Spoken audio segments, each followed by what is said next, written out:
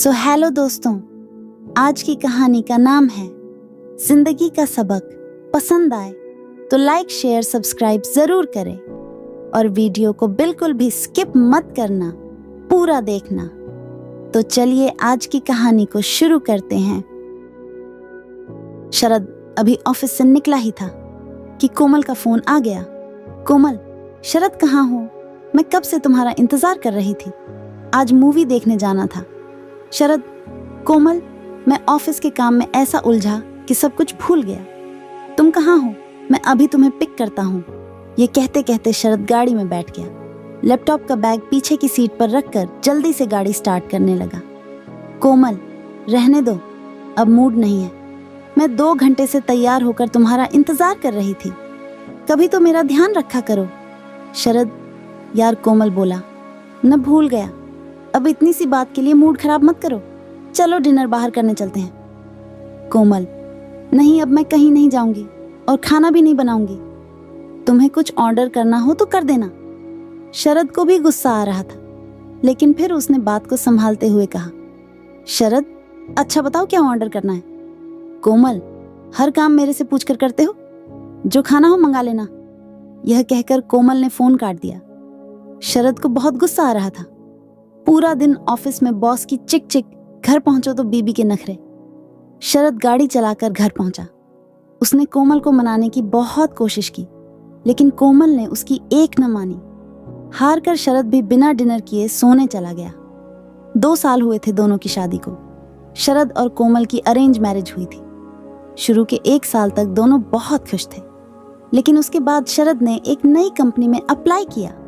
उसे गुरुग्राम में नौकरी मिल गई। अच्छा पैकेज था। दोनों बहुत खुश थे। वहीं शरद ने 6 महीने बहुत मन लगाकर काम किया, जो उसका प्रमोशन हो गया। गाड़ी तो शरद के पास थी। उसने एक फ्लैट खरीद लिया, जिसकी EMI बहुत ज्यादा थी। शुरू में लगा कि चलो देखा जाएगा, लेकिन उस अपार्टमेंट में रहने का सुख ही अलग था। इसी सुख को पाने के चक्कर में हर महीने 12-12 घंटे काम करके भी EMI भरना मुश्किल होता जा रहा था। इधर कंपनी के बॉस को उसने मकान के मुहूर्त में बुलाकर एक और गलती कर दी।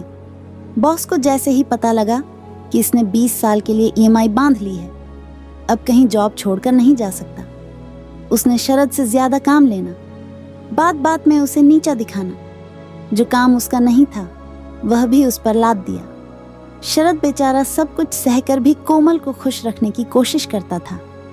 इधर छोटे शहर से गुरुग्राम के अपार्टमेंट में आई कोमल अब यहाँ के तौर तरीके सीखने लगी थी।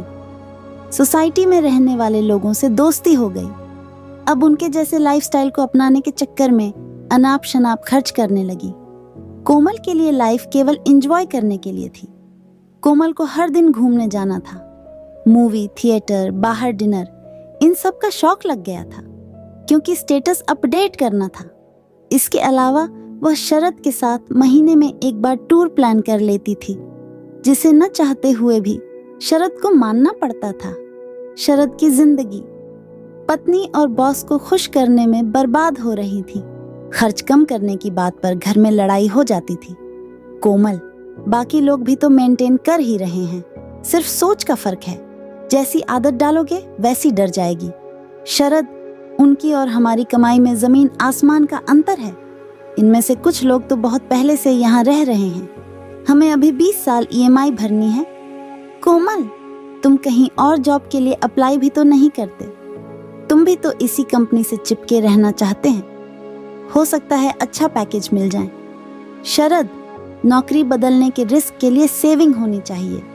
यहाँ महीने का लास्ट आने से पहले ही पूरे पैसे खर्च हो जाते हैं।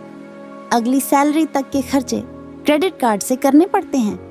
मेरी बात मानो तो कुछ दिन के लिए ये सब बंद कर दो। कोमल, ये सब तो तुम्हें यहाँ आने से पहले सोचना चाहिए था। मेरी कितनी बेइज्जती होगी। मैंने तुम्हारी भी कितनी तारीफ की है यहाँ सोसाइटी में। उसका क्या, ये लोग हमें बहुत अमीर समझते हैं। मैं ये सब नहीं कर सकती। तुम्हें किसी तरह अपनी इनकम बढ़ानी होगी। शरद चुप रह गया। वह अंदर ही अंदर घुट रहा था।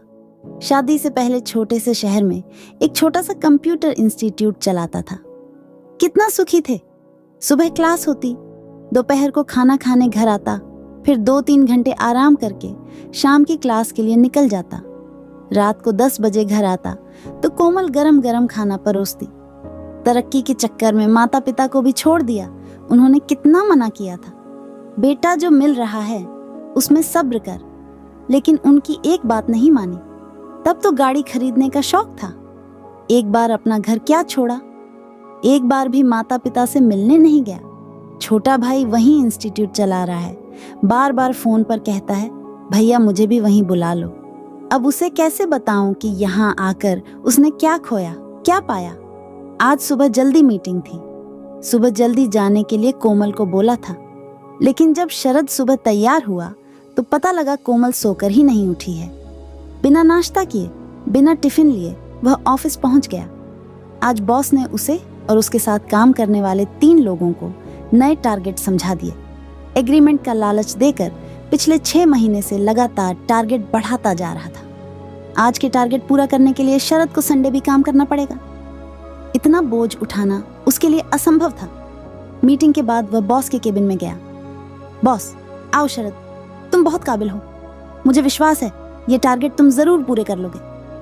शरद, सर ये रहा मेरा डिजाइन, मैं 1 महीने का नोटिस पीरियड पूरा करके चला जाऊंगा। बॉस, ये तुम क्या कह रहे हो? अपने कैरियर से खिलवाड़ कर रहे हो? तुम्हारे घर की ईएमआई का क्या होगा? शरद, सारे क्लेश की जड़ वह हाई सोसाइटी का घर ही है, जिसके कारण मेरी जिंदगी नर्क हो गई है। इसी ईएमआई ने मुझे तुम्हारा गुलाम बना रखा था। मैं वह फ्लैट बेच रहा हूँ, जो भी पैसा मिलेगा उससे लोन चुक जाएगा। हम वापस अपने घर जा रहे हैं। इस मॉडर्न सोसाइटी ने मेरा सुख चैन और जहां तक कि तुम्हें भी छीन लिया। अब तुम्हें मेरी को फिक्र नहीं। अपने इंस्टीट्यूट में जरा देर होने पर तुम फोन पर फोन करती रहती थी कि जल्दी आ जाओ, मैं भी भूखी हूँ। यहाँ मैं नाश्ता करूँ या नहीं, टिफिन बने या नहीं, तुम्हें कोई परवाह नहीं है।